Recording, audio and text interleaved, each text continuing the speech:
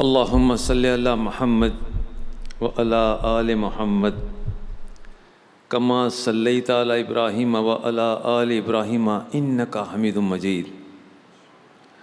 اعوذ باللہ من الشیطان الرجیم، بسم اللہ الرحمن الرحیم۔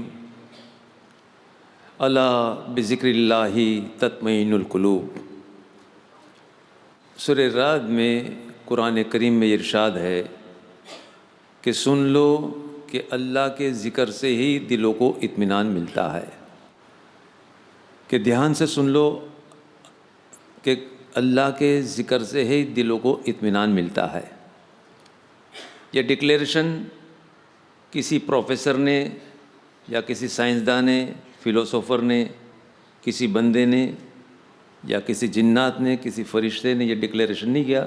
یہ ڈکلیریشن زمین اور آسمان کا جو مالک ہے وہ ڈکلیئر کر رہا ہے کہ اگر دلوں کو اطمینان چاہیے تو اللہ کے ذکر سے ہی دلوں کو اطمینان ملتا ہے۔ یہ ڈکلیریشن وہ پاک ذات کی طرف سے ہے جس نے پوری کائنات کو بنائی، پوری کائنات کو بنائی، ساتوں آسمان کو بنایا بغیر ستون کے، ساتوں زمین کو لپیٹ دی اور دونوں کے درمیان جتنی چیزیں تھے اس کو بنا دی، اور اسی طرح عرش کو بنایا، فرش کو بنایا، عرش اور فرش کے درمیان جتنی چیزیں تھیں، جتنی مخلوق تھی، سب اس نے بنا دی۔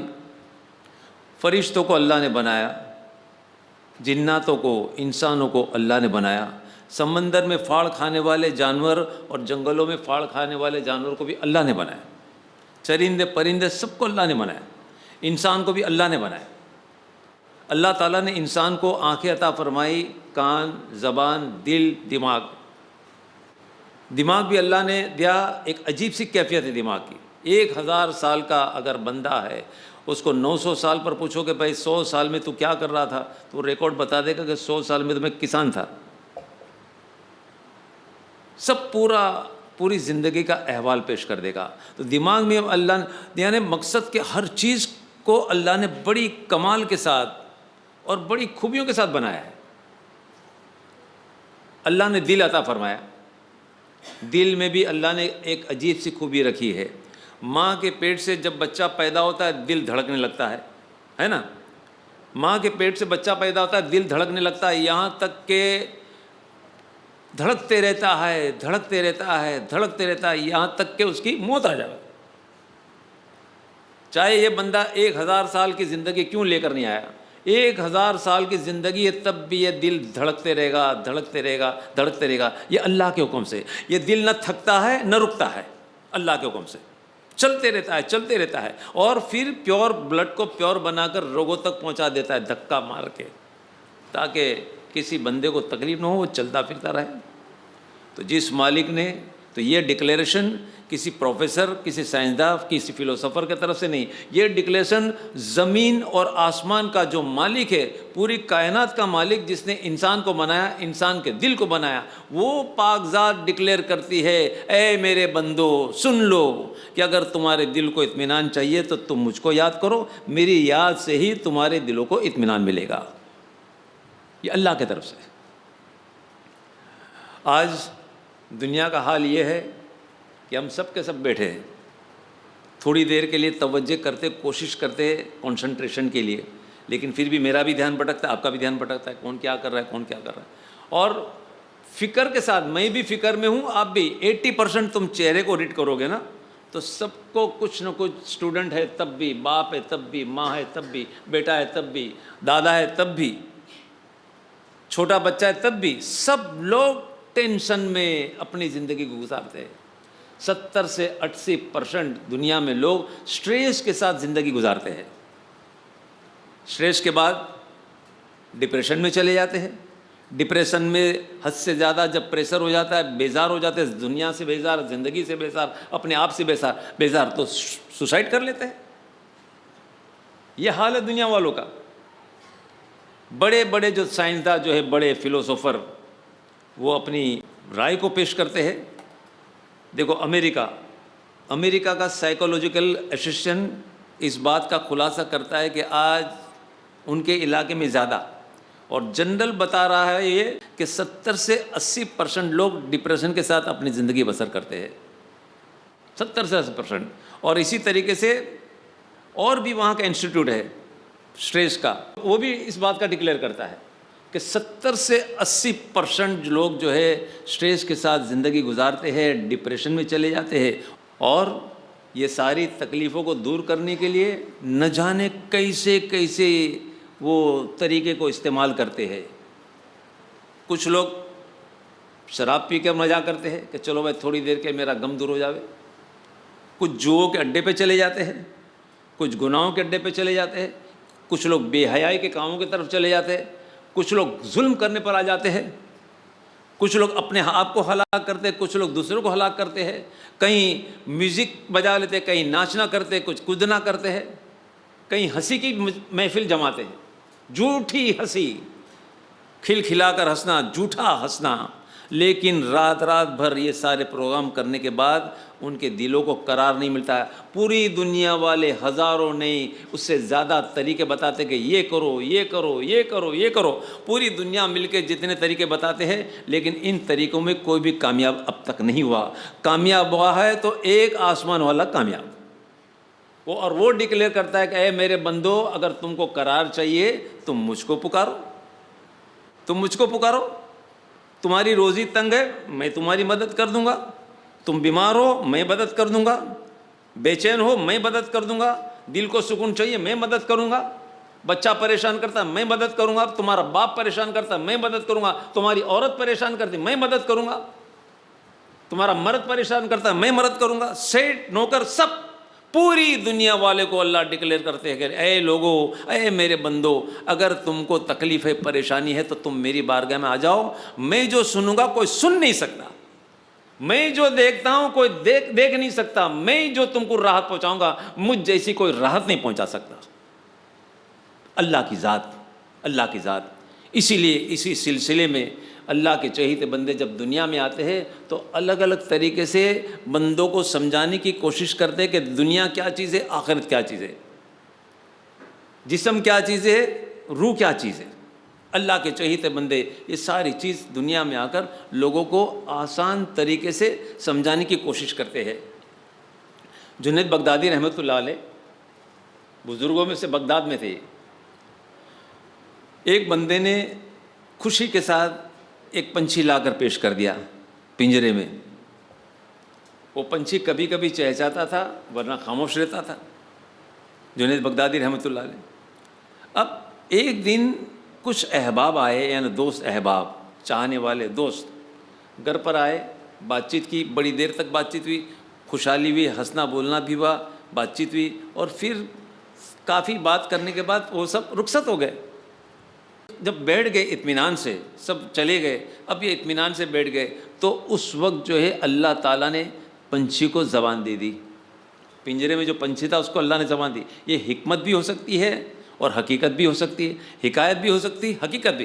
تو بزرگوں نے قصہ لکھا ہے. تو پنچھی کو اللہ نے زبان دے دی. پنچھی وہاں سے پنجرے میں سے بولتا ہے, اے جنید, اے جنید, یہ کیسا انصاف ہے کہ آپ تو لوگوں سے ملتے ہو, محبت سے ملتے ہو, سب سے بات چیت کرتے ہو, اور بالکل آزاد ہو کر یہاں وہاں سے گھومتے ہو, اور تم نے مجھ کو, یہ کیسا انصاف ہے کہ مجھ کو قید کر دیا ہے. جنید بغدادی رحمۃ اللہ علیہ فرماتے کہ جیسے پنچھی نے مجھے کہا کہ یہ کیسا انصاف ہے تو میرے دل پر جھٹکا لگا. اسی وقت میں نے پنجرے کے دروازے کو کھول دیا. جلدی سے پھڑپھڑاتے وہ پنچھی باہر آ گیا.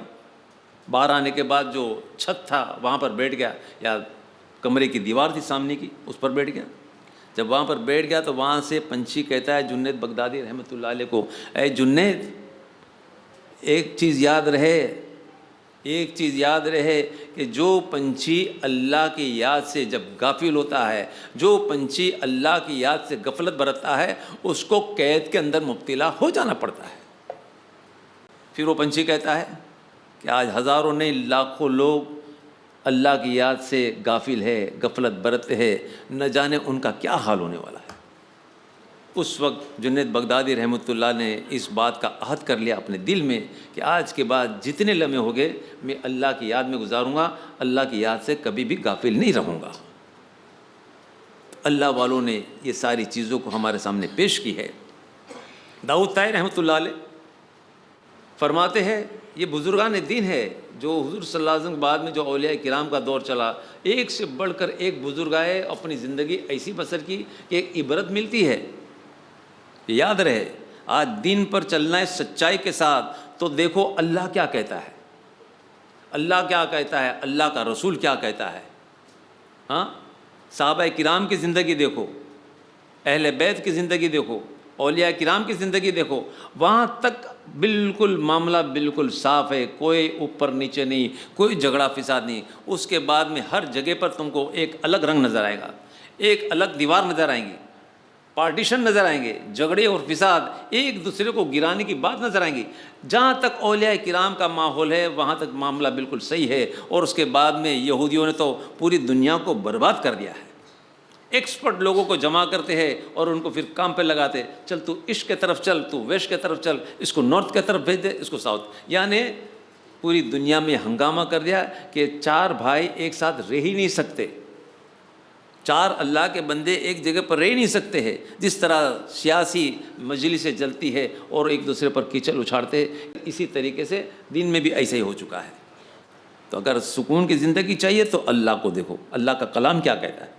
کلام ہم نے پڑھا نہیں، ہر دم کہتا ہوں کہ 90% سے زیادہ 5 ٹائم کا نمازی، قرآن پڑھنے والا، زکوٰۃ دینے والا، حج کرنے والا، لیکن پتہ نہیں کہ اللہ نے کلام میں کیا ارشاد فرمایا۔ 90%، میں گارنٹی کے ساتھ کہتا ہوں، گارنٹی کے ساتھ کہتا ہوں کہ 90% سے اوپر جو ہے لوگوں کو پتہ نہیں کہ اللہ نے کلام میں کیا ہم کو ارشاد فرمایا۔ تو اللہ کیا فرماتا ہے وہ دیکھ لو، اللہ کے رسول کیا فرماتے، صحابہ کرام کی زندگی، اہل بیت کی زندگی، اولیاء کرام کی زندگی دیکھو تو خود بخود راہ ہم کو مل جاتی ہے۔ کہیں بھی گمراہی تم کو نظر نہیں آئے گی، نہ کہیں فساد نظر آئے گا، نہ جھگڑا نظر آئے گا۔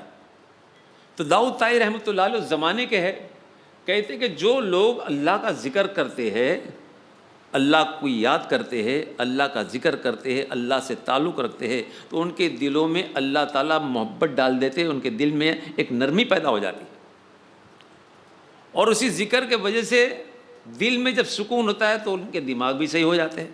جب دماغ صحیح ہوتے تو پھر ان کا کاروبار اور اس کی دنیا بھی بن جاتی ہے، ان کی آخرت بھی بن جاتی ہے۔ یہاں تک کہ روح جب پرواز ہوتی ہے دنیا کی زندگی سے تو روح بڑی اطمینان میں ہوتی ہے، خوشحال، اور دعائیں دیتی جسم کو کہ اللہ تیرا بھلا کرے، کہ جب تک دنیا میں رہا تو اللہ کی محبت میں رہا، آج ہم بھی کامیاب، تو بھی کامیاب۔ اور جو لوگ اللہ کی یاد سے غفلت برتتے ہیں تو دل بھی بے چین۔ کتنے لوگوں کو میں نے دیکھا ہے کہ مارے مارے پھر رہے، یہاں سے وہاں اٹھا پٹک، لیکن کبھی یہ توفیق نہیں ہوتی کہ چلو مسجد میں ہر جگہ پر اللہ نے اپنا ہی حکومت رکھی ہے، ہر جگہ پر اللہ تعالیٰ نے اپنا وجود رکھا ہے، جس جگہ پر بھی اللہ کو پکارے گا اللہ سن لے گا۔ تعلق تو جوڑے اللہ سے۔ جہاں ندی بہتی ہے پیاسا انسان ریگستان میں چلا جائے گا تو تھوڑی پانی میسر، اس کو ندی کے پاس ہی جانا پڑے گا، تب جا کے اس کی پیاس بجھے گی۔ تو داؤد طائی رحمۃ اللہ علیہ فرماتے کہ جو لوگ اللہ کے یاد میں رہتے ہیں ان کی روح بھی بڑی اطمینان میں، اور جو اللہ کی یاد سے غفلت برتتے ہیں تو بڑے بے چین ہو جاتے ہیں، یہاں تک کہ ان کی جب روح نکلتی ہے تو بالکل پیاسی ہوتی ہے۔ جس طریقے سے کوئی ریگستان میں کوئی بندہ طوفان میں بھرپا ہو جائے، ریگستان میں بھی طوفان ہوتے ہیں، پانی کہیں ملتا نہیں، دوپہر کا وقت، حلق سوکھ چکا ہے، مرنے پر ہے، آخری سانس لے رہا ہے، پریشان ہے، ہاں، اور پانی کہیں میسر نہیں ہوتا، تو بتاؤ اس بندے کی حالت کیا ہوگی، اس بندے کی حالت کیا ہوگی۔ تو جس طریقے سے اس بندے کی حالت ہوتی ہے، اس سے زیادہ اس روح کی حالت ہوتی ہے کہ اللہ کی یاد کے بغیر جو اس دنیا سے رخصت ہو جاتی ہے، اس سے زیادہ خراب حالت ہو جاتی ہے۔ جو ریگستان میں جو گھٹ گھٹ کے مرتا ہے، فٹ فٹ کے مرتا ہے، اس سے زیادہ خراب۔ یہ اس لیے کہ ریگستان میں مرنے والے کو پیاس لگی ہے، وہ حلق سوکھ رہا ہے، مر رہا ہے، تڑپ تڑپ کے مر رہا ہے، لیکن آخر کار وہ مرے گا تو صحیح نا، مرے گا کچھ لمحوں کے لیے پریشان، اس کے بعد میں موت اس کا انتظام کر دیتی ہے کہ چلو اب تک تجھے تکلیف ہی، اب موت آ گئی، اب تجھے کوئی دکھ نہیں، اب تیری پیاس بھی ختم، تیرا دکھ بھی ختم، تیرا درد بھی ختم۔ ریگستان میں مرنے والے کے لیے تو ایک راحت کا انتظام ہے کہ اس کی موت اس کو راحت بن جاتی ہے کہ موت آ گئی، معاملہ صحیح ہو گیا۔ لیکن یہاں پر روح کے لیے کوئی راحت نہیں ہے، موت کے بعد جو زندگی ہے اس کی موت ہی نہیں۔ ہمیشہ کے لیے روح پیاسی پیاسی، قیامت کے روز پیاسی، پھر جو حشر میں حساب ہوگا وہاں پیاسی، ہمیشہ ہمیشہ کے لیے روح پیاسی ہو جاتی، یہ حالت ہو جاتی ہے روح کی۔ تو داؤد طاہر رحمۃ اللہ علیہ فرماتے ہیں کہ جو بندے اللہ کے، ان کو چاہیے کہ اللہ کیا، ہم غفلت برتتے ہیں، نہ ہماری اولاد کے طرف توجہ کرتے ہیں، نہ ہم اپنے آپ کے طرف توجہ کرتے، بس ہم کو دنیا چاہیے، دنیا کے پیچھے مارے پھرتے ہیں، اور پھر موت کا فرشتہ آ جاتا ہے، تب افسوس ہو جاتا ہے کہ ہم نے تو کچھ ہی نہیں کیا، کاش کہ کچھ تھوڑا سا حصہ کھانے کے اندر نمک کے برابر بھی ہم نے کچھ کام کر لیا ہوتا، اللہ کو راضی کر لیا ہوتا، تو آج ہم بھی راضی ہو جاتے۔ موت کے بعد ایسا افسوس ہوتا ہے، ایسا افسوس ہوتا ہے، افسوس کہ قیامت تک قبر میں اس کو چین نصیب نہیں ہوتا، افسوس کرتے رہتا ہے۔ تو اللہ والے یہ معاملات کو پیش کرتے ہیں۔ مولانا رومی رحمۃ اللہ علیہ نے ایک خوبصورت حکایت پیش کی ہے، ایک خوبصورت حکایت پیش کی ہے۔ فرماتے ہیں کہ ایک کسان تھا، اس کا چھوٹا سا کھیت تھا، اور اس کا ایک چھوٹا سا باغ بھی تھا۔ اب باغ کے کنارے پر اس نے کچھ درخت لگائے تھے۔ کسان دل کا اچھا آدمی تھا، اس نے کچھ درخت لگائے تھے۔ قریب میں جنگل میں سے ایک اٹنی اور اس کا بچہ کبھی کبھی آتے اور اس درخت سے پنوں کو نوچ لیتے۔ اٹنی، بچہ تو شیرخوار ہوتا ہے، تو کبھی کبھی یہ اونٹنی آ کر اس درخت سے پنوں سے نوچ لیتی، لیکن اس میں کسان کا کوئی نقصان نہیں ہوتا تھا، وہ کھانے دیتا تھا، اور پھر وہ بیچاری جنگل کی طرف پھر رخصت ہو جاتی تھی۔ ایک دن یہ اونٹنی اور اس کا بچہ ہے، دیکھو مولانا رومی رحمۃ اللہ علیہ ایگزامپل دیا ہے، لیکن کتنا بہترین ایگزامپل ہے۔ اونٹنی آئی، پنوں کو توڑنے لگی، چرنے لگی اس درخت سے۔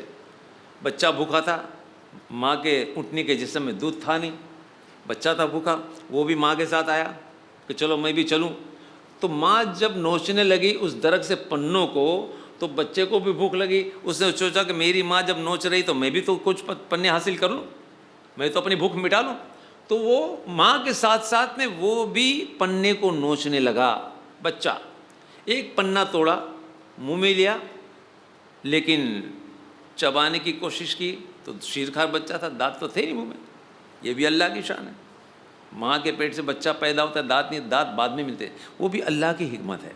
تو یہاں بچے کے منہ میں دانت تو تھے نہیں، پنا لیا، چبانے کی کوشش کی، نہیں چبا سکا، یہاں وہاں گھمایا، پھر لگا کہ یہ میرے کام کی تو چیز ہے ہی نہیں، اسے اٹھا کے پھینک دیا۔ پھر اٹھنی تھوڑی آگے بڑھی دوسرے درخت کی طرف، تو بچہ پیچھے پیچھے اس ماں کے، دوسرے درخت سے ماں نے پنے کو توڑنا شروع کر دیا۔ بچے نے سوچا کہ چلو اس درخت سے میں کوشش کر لوں، اس میں سے بھی پنا توڑنے کی کوشش کی، لیکن چبا نہیں سکا، منہ میں یہاں سے وہاں گھمایا، پھر لگا کہ بھائی یہ تو میرے کوئی کام کی چیز ہے ہی نہیں، اسے اٹھا کر پھینک دیا۔ اب ماں اس درخت کے پنے لے رہی ہے، اپنی غذا تلاش کر رہی ہے، دوسری طرف بچہ گھومتے گھومتے گھومتے، کسان بیٹھا تھا باغ میں، دوپہر کا وقت کھانے پر بیٹھا تھا، باجرے کی روٹی، دہی اور مرچی وغیرہ، چٹنی وغیرہ لے کر بیٹھا ہوا تھا۔ اب یہ اونٹنی کا بچہ جو معصوم، گھومتے گھومتے گھومتے گھومتے وہ کسان کی طرف چلا گیا۔ کسان کے پاس جب پہنچا تو کسان کو لگا کہ بچہ بھوکا ہے تو شاید میں کچھ اس کو دے دوں۔ ایک روٹی کا ٹکڑا نکال کر اس نے اس اونٹنی کے بچے کے سامنے پھینک دیا۔ اس اونٹنی کے بچے نے اس ٹکڑے کو لیا، بھوکا تھا، منہ میں لیا، لیکن چبا نہیں سکا، یہاں وہاں گھمایا، پھر سوچا کہ چلو کچھ کام کا نہیں، اٹھا کے پھینک دیا۔ کسان نے دیکھا، کسان کے دل میں محبت تھی، اس نے کیا کیا، دہی کھا رہا تھا تو سوچا کہ چلو دہی میں ملا کے میں دے دوں، دہی میں ملا کے اور ایک ٹکڑا دیا، پھینک دیا ادھر۔ اس نے پھر اس ٹکڑے کو بھی اٹھایا، لیکن منہ میں ڈالنے کے بعد اس کو اس میں بھی، اس ٹکڑے میں مزہ نہیں، اس لیے دانت تھے تو چباوے کیسے، بچہ تھا بھوکا۔ آخرکار یہ چبا نہیں سکا تو چیڑا، یہ بچہ چیڑا، اور پھر ماں کی یاد آ گئی بھوک کی وجہ سے۔ وہ ٹکڑے کو چھوڑنے کے بعد ماں کی یاد آئی تو وہیں سے چلا کر ماں کو پکارتا ہے۔ ماں دور ہے، اونٹنی دور ہے، اور یہ گھومتے گھومتے گھومتے گھومتے کسان کے پاس آ گیا۔ وہاں سے ماں کو چلا کر کہتا ہے، اے ماں مجھے بھوک لگی ہے، اے ماں مجھے بھوک لگی ہے۔ اللہ کی بھی یہ شان ہے، ہم تو اپنی زبان سے بات کر لیتے، امریکہ والا انگلش میں، آسٹریلیا والا انگلش میں، سعودی والا عربی میں، ہندی میں، مراٹھی میں، ملباری میں، ہر زبان میں ہم ایک دوسرے سے بات چیت کر لیتے ہیں، ٹرانسلیشن بھی کر لیتے ہیں، لیکن یہ جانوروں کو اللہ تعالیٰ نے ایک ہی زبان دی ہے، اور ایک ہی زبان میں سارے سینس. ہم کبھی کبھی اپنی لینگویج کی وجہ سے سینس تک پہنچ نہیں سکتے, لیکن بغیر لینگویج کے یہ جانور جو ہے اپنے سینس تک پہنچ جاتے ہیں. ماں کو پکار کر کہتا ہے ماں مجھے بھوک لگی, ماں مجھے. اب ماں نے سن لیا آواز بچے کا, تو وہیں سے ماں جواب دیتی ہے, ارے نادان, تجھے بھوک لگی تو وہاں کیوں مر رہا ہے, آ جا میرے پاس, آ جا میرے پاس. وہاں تجھے کیوں مارے پھر, وہاں تجھے کیا ملے گا, جو کچھ ملے گا میری آنکھوں سے تجھے ملے گا. ماں نے جب جواب دیا تو بچہ خوش ہو گیا, اپنی اپنی زبان میں جواب دیا. بچہ بڑا خوش ہو گیا, اچھلنے لگا, کودنے لگا, ناچتے ہوئے بھاگتے ہوئے سیدھا وہ جا کے اپنے ماں کے جسم سے لگ گیا. جب ماں کے جسم سے لگ گیا اب اس کو سکون مل گیا. در در بھٹکنے پہ اس کو کچھ نہ ملا, اور جب ملا تو اس کو صرف اپنی ماں کی آگوں سے سب کچھ مل گیا. مولانا رومی رحمۃ اللہ علیہ فرماتے ہیں کہ اللہ کے بندو, ہم دنیا میں آتے ہیں در در بھٹکتے ہیں, در در کی ٹھوکریں کھاتے ہیں. خدا پاک کی قسم, در در بھٹکنے پر ہم کو کچھ بھی نہیں مل سکتا سوا کہ اللہ چاہے. ہم کو کہیں سے کچھ بھی نہیں مل سکتا سوا اللہ چاہے. جو مل سکتا ہے تو صرف اللہ کی آگوں سے مل سکتا ہے, اس کے دربار سے مل سکتا ہے, اس کے سوا ہم کو کہیں سے کچھ نہیں مل سکتا. تو اللہ تعالیٰ نے قرآن کریم میں نسخہ پیش کیا. لاکھوں نسخے دنیا والے پیش کرتے کہ بھئی یہ شراب پی لو, یہ ناچ لو, یہ میوزک کر لو, یہ ہنسی بولی کر لو, ہاں یہ ظلم کر دو, کسی کا خون کر دو, اپنے آپ کا خون کر دو. دنیا والے ہزاروں نسخے بتاتے ہیں, لیکن ہزاروں نسخے بتانے پر دنیا والے کامیاب نہیں ہیں. آسمان والے نے ایک ہی نسخہ بتایا, اے میرے بندو تم پریشان ہو, تم میری بارگاہ میں آ جاؤ, میرے سامنے جھک جاؤ, مجھ سے محبت کرو, مجھ سے تعلق جوڑو, میرے سامنے فریاد کرو. تمہاری فریاد تم کو میں ذلیل نہیں کروں گا, میں عزت والا ہوں, تم میرے ہو جاؤ گے تو میں تم کو بھی عزت دے دوں گا اور تمہاری پریشانی کو دور کر دوں گا. تو یہ اللہ تعالیٰ نے ایک نظام چلایا. تو بزرگان دین بھی اپنے اپنے طریقے سے اس دنیا والوں کو سمجھانے کی کوشش کرتے ہیں.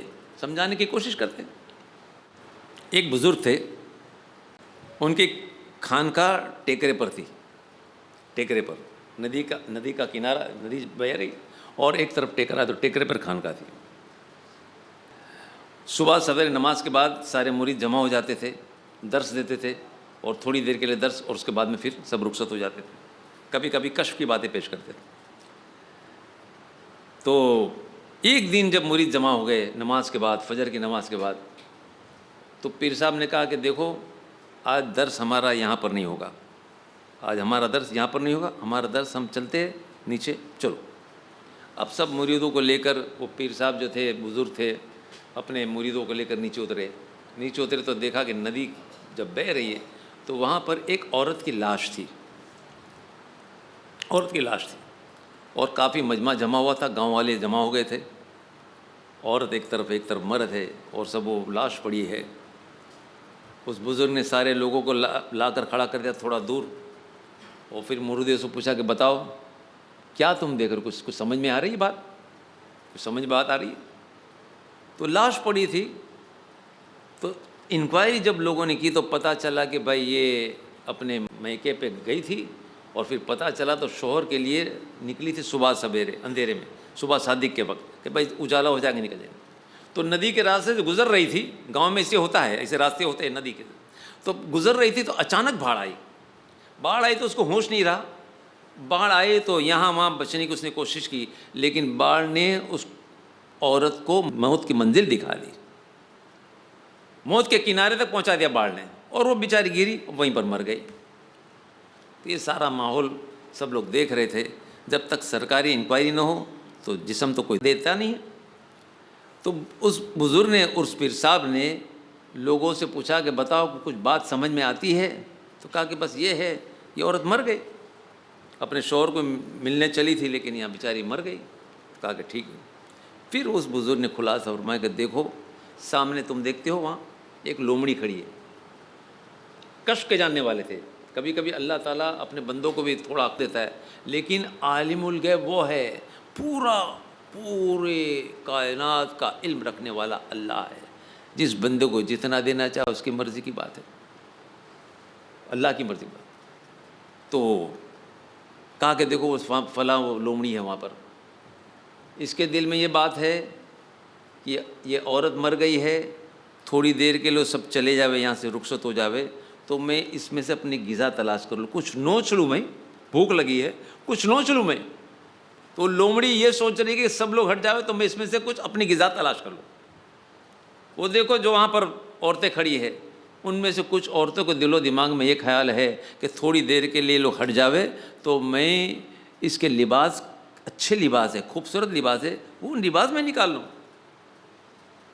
دوسرے طرف جو مرد کھڑے ہیں ان میں سے ایک چور بھی ہے، نام نہیں پتہ ہے کون ہے، اس میں ایک چور بھی ہے. اس کے دل میں ایک خیال پیدا ہوتا ہے کہ تھوڑی دیر کے لیے ہٹ جاوے تو پتلی سی گولڈن چین، سونے کی چین ہے، وہ میں نکال دوں تو تھوڑے دن کا خرچہ میرا نکل جائے گا. پھر وہ بزرگ فرماتے ہیں کہ خدا پاک کی قسم، جتنے لوگ کھڑے ہیں سب کی نگاہ اس کے جسم پر ہے، لیکن جسم جیسے جو روح نکل گئی اس کے طرف کسی کی توجہ نہیں ہے. یہ جسم فانی ہے، سب لوگ فانی کے پیچھے پڑے ہیں، جو باقی رہنے والی چیزیں اس کے طرف کسی کی توجہ نہیں ہے. پھر اس بزرگ نے لوگوں سے، مرید سے کہا گیا، اے لوگوں، خدا پاک کی قسم یہ باقی رہنے والی جان ہے، کتنا بھی تم اس کے پیچھے پڑو تمہارا یہ جان ساتھ نہیں دے گی، اس لیے کہ ہلاکت اللہ نے لکھ دی ہے کہ اس کو مرنا ہی مرنا ہے، روح باقی رہنے والی ہے. اے اللہ کے بندو، تم نے اگر جسم کے پیچھے جتنی محنت کی ہے، کاش کہ ہم روح کی طرف توجہ کریں گے تو ہماری دنیا بھی بن جائے گی، ہماری آخرت بھی بن جائے گی. تو اللہ کے چہیتے بندے اس طریقے سے آسان، بالکل آسان طریقے سے سمجھاتے ہیں. تو آج یہ مجمع میں اور آپ اور سب کے منہ میں پانی جاتا ہے، کون چھوٹ سکتا ہے؟ یہ دنیا ایسی خطرناک جگہ ہے، لیکن کچھ دیر کے لیے کھانے کے اندر نمک کے برابر اگر تھوڑا خدا کا خوف دل میں پیدا ہو گیا اور احساس ہو گیا کہ ہاں موت کے بعد زندگی ہے، موت کے بعد زندگی ہے، اس کی تو موت ہے لیکن وہ زندگی کی موت نہیں ہے، ہمیشہ ہمیشہ ون وے ٹرافک ہے، بس چلو چلو چلو، آگے بڑھو آگے بڑھو آگے بڑھو. ماں کے پیٹ سے دنیا میں پیدا ہو، آگے بڑھو آگے بڑھو، چلو بچپنا نکل گیا، جوانی کی طرف چلو، چلو ضعیفی کی طرف چلو، چلو قبر کی طرف چلو. قبر میں اے اللہ تھوڑی دیر بھیج دے، میں تیری عبادت کر لوں گا. پیسے بہت پڑے تھے، میں نے کچھ خیرات بھی نہیں کی، غریب لوگ بیچارے پریشان تھے، میں نے ایک لقمہ بھی نہیں دیا. پیسے جمع کر کر کے رکھا، میں نے سب کچھ کیا، نہ گھر والوں کو دیا نہ میں نے مجبوروں کو دیا، کچھ نہیں کیا. اب تھوڑے دن کے لیے میرے بھیج دے تو میں تھوڑا خیرات کروں. اللہ فرمائے چلو چلو چلو، ون وے ٹرافک، چلو، ماں کے پیٹ سے پیدا ہوئے، جوان ہو گئے، ضعیف ہو گئے، قبر کے پیٹ میں، چلو آگے چلو آگے چلو. ہاں تو یہ اللہ کے چہیتے بندے، تو دنیا میں آ کر پھر آدمی مرتا ہے تو پھر ون وے ٹرافک. بندہ کہتا ہے اللہ سے کہ اللہ مجھے تھوڑے دن کے لیے بھیج دے تو میں تھوڑا کچھ کر لوں. مسجد قریب تھی لیکن میں تو کبھی تیرے دربار میں آیا نہیں، اب تو میں پڑے رہوں گا، ادھر ہی بستر لگا دوں گا ادھر. بولے ابھی بستر تو قبر میں لگا، ابھی مسجد میں بستر لگانے کی ضرورت نہیں، سمجھے؟ تو اللہ بھی تو حکمت والا ہے نا. ہم دنیا کو بیوقوف بناوے اور پھر اللہ کے پاس بھی وہی چال چلے تو پھر اللہ تو حکمت والا ہے. سمجھ میں آئی بات؟ تو پھر حساب و کتاب ہوگا، میزان پر آ جاؤ، اکیلے آ جاؤ، حساب ہوگا. نیکی کا پلہ جھک گیا، چلو ون وے ٹرافک، چلو جنت میں چلے جاؤ.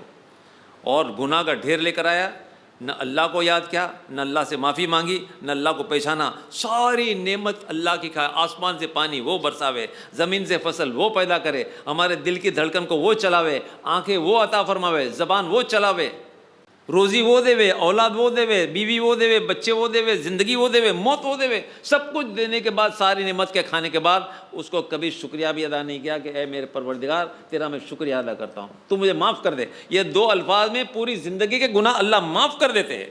لیکن پھر بھی ہم ہوش میں نہیں ہیں، ہم دنیا میں آ کر بے ہوش ہو جاتے ہیں. خدا سے کبھی تعلق جوڑنے کی، ہر بندے سے تعلق جوڑتے ہیں، ہر بندے سے، رشتہ دار سے، پڑوسی سے، ترکاری بیچنے والے سے، انڈا بیچنے والے سے، پاؤں والے سے، گلی والے سے، اچھے لوگوں سے، برے لوگوں سے، کمشنر سے، پولیٹکس والوں سے، سب سے تعلق جوڑتے ہیں. نہیں جوڑتے تو اللہ کی ذات سے تعلق نہیں جائے. جو لوگ اللہ کے ساتھ وابستگی رکھتے، تعلق جوڑتے، کامیاب.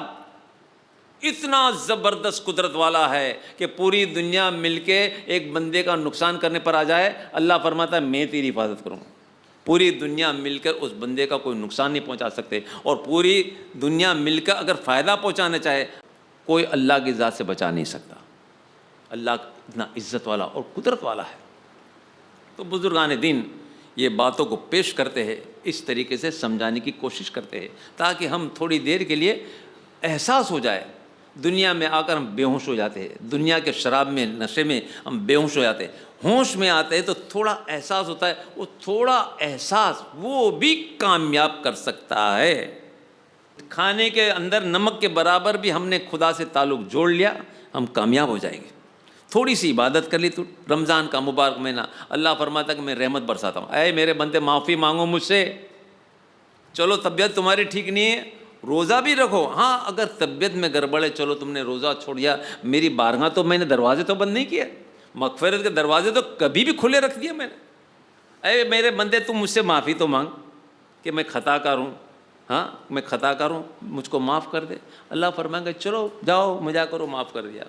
مجھے کوئی فرق نہیں پڑتا، پوری دنیا مل کر ظلم پر آ جاوے اور گناہوں کو بڑھا دے اور آسمان تک گناہوں کو لے جاوے، تب بھی میری بارگاہ میں آ جاوے، میں اس کو معاف کر دوں گا. تو مجھ کو ذرا برابر بھی احساس نہیں ہوگا کہ میں نے اس کو کیوں معاف کر دیا. یہ اللہ کی شان، یہ اللہ کی شان ہے، یہ اللہ کی شان ہے. تو بزرگان دین یہ چیزوں کو بتا دیتے ہیں. حسن بصری رحمۃ اللہ علیہ فرماتے کہ مجھے زندگی میں 3 بار بڑی شرم کا احساس ہوا، بڑی مجھے شرم آئی. حسن بصری رحمۃ اللہ علیہ بصرے کے ہے، رابعہ بصری، حسن بصری، وہ سب بصرے کے لوگ. ایک عجیب سا مجمع تھا اس زمانے کا، اور عجیب سے لوگ تھے. یہ کافی ان کی زندگی دیکھو تو ایک زبردست عبرت ملتے ہیں. کہیں جھگڑا فساد تو آپ کو نظر نہیں ہے. حسن بصری رحمۃ اللہ فرماتے کہ 3 بار مجھے زندگی میں بڑی شرم کا احساس ہوا. پھر خلاصہ فرماتے ہیں کہ ایک بار بصرے کی گلی میں اپنے دوست کے ساتھ کھڑا تھا، بصرے کی گلی میں بات چیت کر رہا تھا، اور صبح کا وقت اچانک ایک لڑکی آئی رفتار کے ساتھ بھاگتے ہوئے، اور ہم لوگ دونوں بات چیت کر رہے تو بیچ میں سے نکلی رفتار کے ساتھ، اور اس کے سر پر دوپٹہ بھی نہیں تھا. اس کو ہوش نہیں تھا کہ میرا دوپٹہ سر پر نہیں ہے. اتنی رفتار کے ساتھ نکل گئی. میں تو ڈر گیا. حسن بصری کہتے میں تو ڈر گیا، میں پیچھے ہٹ گیا.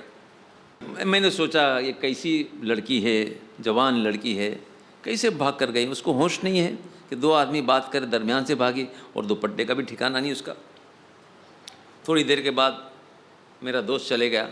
تھوڑی دیر کے بعد پھر وہ لڑکی پھر آئی، اطمینان میں تھی، آرام سے دھیرے دھیرے آ رہی تھی. میں نے سوچا کہ چلو اس کے کچھ نصیحت تو کر دوں. جب قریب آئے تو کہا میں نے بیٹا یہ کیا حال ہے تیرا، کہ ہم لوگ 2 آدمی بات چیت کر رہے تھے اور تو درمیان سے رفتار سے نکل گئی، اور تیرے سر پہ تیرا دوپٹہ بھی نہیں تھا، یہ کیا حال ہے. تو حسن بصری رحمۃ اللہ علیہ کی بات سن کر وہ لڑکی جو تھی خاموش ہو گئی 2 لمحے کے لیے. اس کے بعد میں وہ کہنے لگی حسن صاحب مجھے یہ خبر ملی کہ میرا شوہر سواری سے گر گیا ہے، سواری پر سے گر گیا ہے اور سر پر مار لگا ہے. تو مجھے یہ احساس ہوا کہ سر پر مار لگا ہے تو کہیں میرے شوہر کی جان خطرے میں تو نہیں ہے. اس لیے میں بے چین اور بے قرار ہو گئی. میں اپنے آپے میں نہیں رہی اور اپنی جان توڑ کر بھاگنے لگی میں کہ جلدی سے میں میرے شوہر کے پاس چلے جاؤں اور کہیں اس کی ضرورت ہے تو اس کی ضرورت کو میں پورا کر دوں. اس لیے میں رفتار سے نکلی. میں ایک شوہر کے عشق کے اندر مبتلا تھی. مجھے ہوش نہیں رہا کہ میں کہاں پر ہوں اور میرا دوپٹہ کہاں پر ہے. مجھے ہوش نہیں رہا. حسن صاحب بصرے والے کہتے ہیں کہ حسن تو اللہ کے عشق کے اندر مبتلا ہو چکا ہے.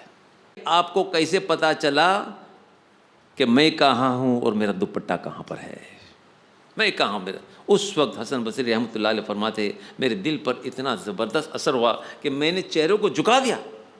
میرے پاس الفاظ نہیں تھے، تو کہا کہ زبردست میرے دل پر اثر ہوا.